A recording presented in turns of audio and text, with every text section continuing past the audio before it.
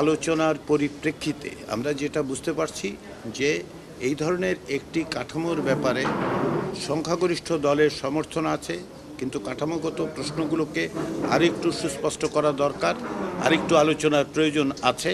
আমরা সেজন্য যে সমস্ত দল এখন পর্যন্ত এই ধরনের প্রস্তাবে সম্মত হচ্ছে না, আমরা কমিশনের পক্ষ থেকে তাদেরকে অনুরোধ করেছি যে এখন তারা পুনর্বিবেচনা করতে পারেন কিনা, বিশেষ করে প্রস্তাবিত বিভিন্ন সংশোধনের পর।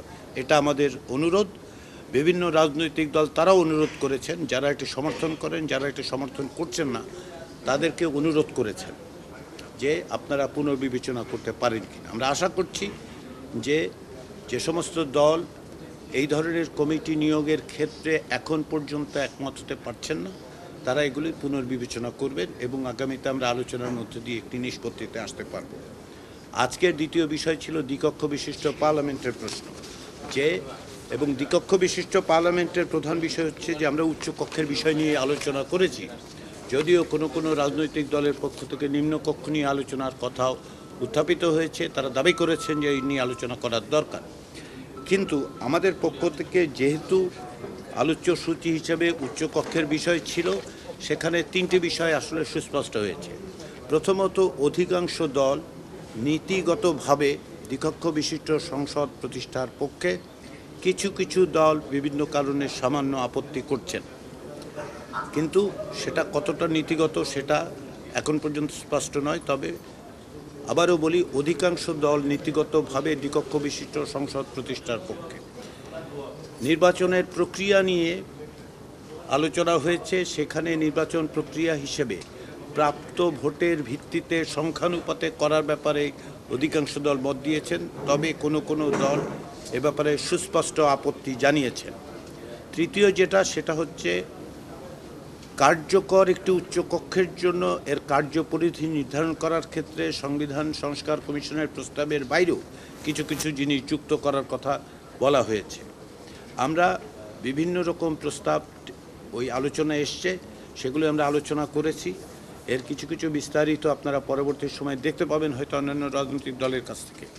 কিন্তু আমাদের বক্তব্যটা হচ্ছে এই যে আমরা মনে করছি যে যেহেতু উচ্চকক্ষ বা দ্বিকক্ষ বিশিষ্ট পার্লামেন্ট তৈরি করার ক্ষেত্রে, আইনসভা তৈরির ক্ষেত্রে নীতিগত একমত আছে, প্রতিনিধিত্বের বিষয়টা আমরা ভবিষ্যতে আশা করি সমাধান করতে পারব। এবং যে সমস্ত দলের পক্ষ থেকে এই নিয়ে আপত্তি আছে, তারা এগুলো আজকের আলোচনার পরে কয়েকটি দল, বিশেষ করে একটি দল আমাদেরকে বলেছেন যে তারা এটা নিয়ে আলোচনা করবেন, ফিরে গিয়ে যে সমস্ত আলোচনার মধ্যে উঠেছে আজকের। ফলে আজকের অগ্রগতির দিক সেটা হচ্ছে, আমি আগেও যেটা বলেছি, প্রতিদিনই বিশেষ অগ্রগতি অর্জন করা যাবে সেটা মনে করার কোনো কারণ নেই। আমাদের দিক থেকে আমাদের চেষ্টাটা অব্যাহত আছে। জুলাইয়ের মধ্যে আমরা একটি সনদ তৈরি করতে চাই, আমরা এই ব্যাপারে প্রতিশ্রুতিবদ্ধ।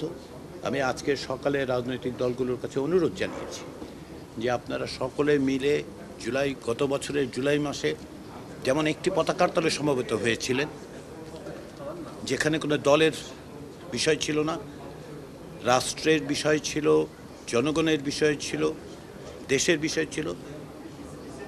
আমরা আশা করছি সেই জায়গার থেকে, সেই চেতনার থেকে, সেই আগ্রহ থেকে, সেই কমিটমেন্টের জায়গা থেকে রাজনৈতিক দলগুলো আরেকটু বেশি অগ্রসর হবেন আগামী দিনগুলোতে। আমরা সেই চেষ্টা অব্যাহত রেখেছি। তারপরেও বিভিন্ন মত এবং বিভিন্ন রকম আলোচনায় মত পার্থক্য সত্ত্বেও আমরা এখনও আশাবাদী। আমরা মনে করি রাজনৈতিক দলগুলোকে বেশ কিছু বিষয়ে আমরা একমতের জায়গায় আনতে পারব। সকল বিষয়ে সকলে একমত হবেন তা নয়, কিন্তু একটি জবাবদিহিমূলক রাষ্ট্রের প্রতিষ্ঠার জন্য প্রাতিষ্ঠানিক কাঠামোর পরিবর্তনের জায়গায় রাজনৈতিক দলগুলো একমত হবেন, এটাই আমাদের আশা।